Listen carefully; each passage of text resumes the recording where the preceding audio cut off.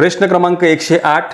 एका त्रिकोणाच्या तीन बाजू 1/2:1 1/3:1/4 या प्रमाणात आहेत तर त्रिकोणाची परिमिती 52 सेमी असेल तर सर्वात लहान बाजू किती लांबीची असेल. आपल्याला लहान बाजू काढायची आहे.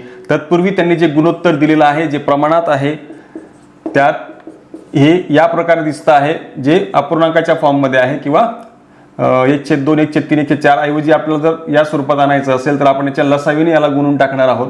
आणि यांचा जो लसावी आहे म्हणजे लघुत्तम सामायिक विभाज्य म्हणजे 2 3 4च्या पाढ्यामध्ये येणारा असा अंक की जो सगळ्यात लहान आहे हा 12 आहे त्या ठिकाणी. म्हणून लसावी 12 आहे म्हणून आपण 12ने जर समजा सगळ्या गुणोत्तरांना गुणलं तर आपल्याला सोपं गुणोत्तर जे आहे ते दिसणार आहे. सोपं गुणोत्तर असेल की 6 बेस 12 होतात ते 3 चौक 12 होतात आणि 4 त्रिक 12 होतात त्यानुसार. आणि आपण समान गुणोत्तर जर समजा यांचं x मानलं, समान गुणोत्तर जर x मानलं तर इथे हा जी बाजू आहे प्रत्यक्ष 6x 4x आणि 3x अशा होतील. आणि आपल्याला त्रिकोणाची परिमिती दिलेली आहे म्हणजे याचा अर्थ तीनही बाजूंची बेरीज आपल्याला 52 दिलेली आहे. यांची बेरीज जर आपण केली 6 4 10 आणि 3 13 13x बरोबर 52 होईल.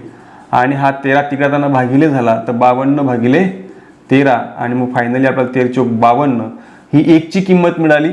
आपल्याला त्यांनी विचारलेलं आहे त्याच्यापैकी जी लहान बाजू आहे तिची लांबी किती येईल.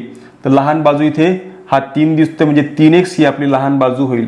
म्हणजे 3x बरोबर 3 गुणिले 4 बरोबर 12 सेंटीमीटर हे असणार आहे आपलं अचूक पर्याय